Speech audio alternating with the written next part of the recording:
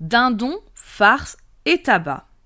A priori, tous ces mots n'ont rien à voir avec le monde du spectacle. Et pourtant, on les retrouve dans certaines expressions très populaires dans l'univers du théâtre. Bienvenue, tu écoutes la rubrique Tout ou presque par Marion Lorgnay pour le podcast L'entrée des coulisses, le podcast qui soutient la diversité artistique en rendant visibles des artistes méconnus et talentueux. Dans cette rubrique, Marion nourrit ta curiosité en te révélant tout ou presque sur une thématique culturelle. De quoi patienter avant l'épisode long format, une interview intimiste d'un ou d'une artiste. Prenons par exemple l'expression « être le dindon de la farce », qui signifie qu'une personne est victime d'une plaisanterie bouffonne et qu'elle est l'objet de la risée publique.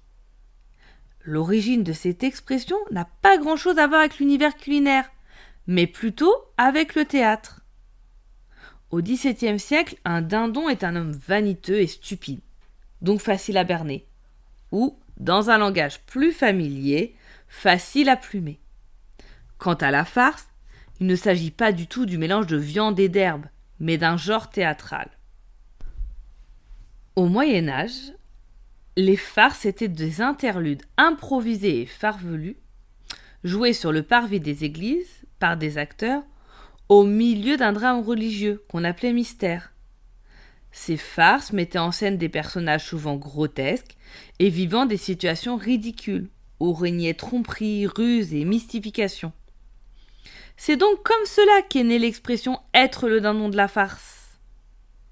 Mais à contrario de cet exemple, certaines expressions utilisées au théâtre trouvent leurs origines dans un univers très éloigné de celui du sixième art.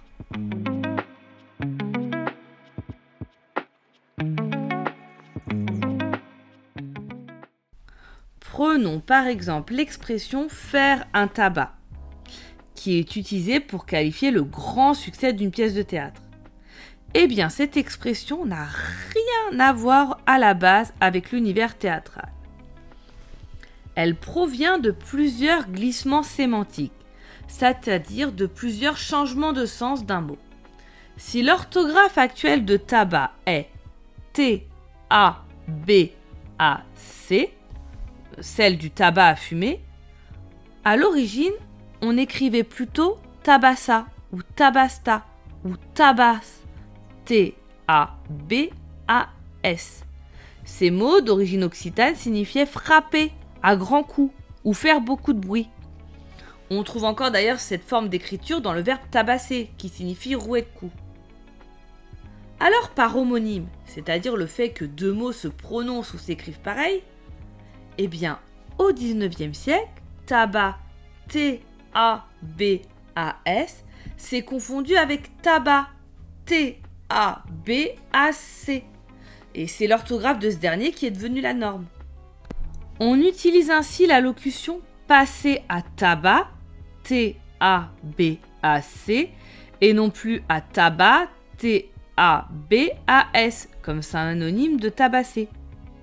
Au XIXe siècle, le tabac, T-A-B-A-C, signifiait donc faire beaucoup de bruit.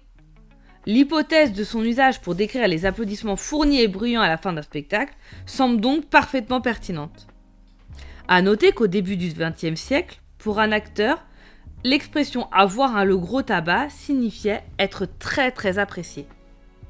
Aujourd'hui, on utilise plutôt l'expression brûler les planches, c'est-à-dire jouer la comédie avec talent et remporter un immense succès.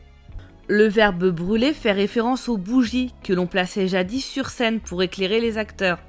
Ainsi, plus un acteur jouait, plus il brûlait de bougies et donc plus il avait de succès.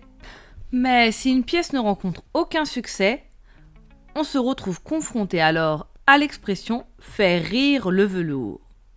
Et oui, la hantise des gens du spectacle, qu'ils soient sur la scène ou dans les coulisses, est de faire rire le velours. Autrement dit, de jouer devant une salle quasi vide.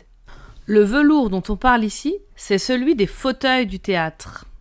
Un velours rouge spécial qu'on appelle d'ailleurs rouge théâtre. Ce rouge fut choisi par Napoléon, qui voulait se démarquer ainsi des théâtres de l'Ancien Régime, dont les fauteuils étaient souvent bleus. Voilà, maintenant vous savez tout, ou presque, de ces drôles d'expressions du théâtre. Tu as aimé cet épisode ? Eh bien, retrouve-nous, Marion et moi, sur le compte Instagram de l'entrée des coulisses. Nous pourrons papoter ensemble sur le contenu de cette rubrique et plus encore. Cela te fera patienter jusqu'à l'épisode long format, l'interview d'un ou d'une artiste qui est vraiment, mais vraiment à connaître. Crois-moi. Allez-y, on referme cette rubrique. À bientôt.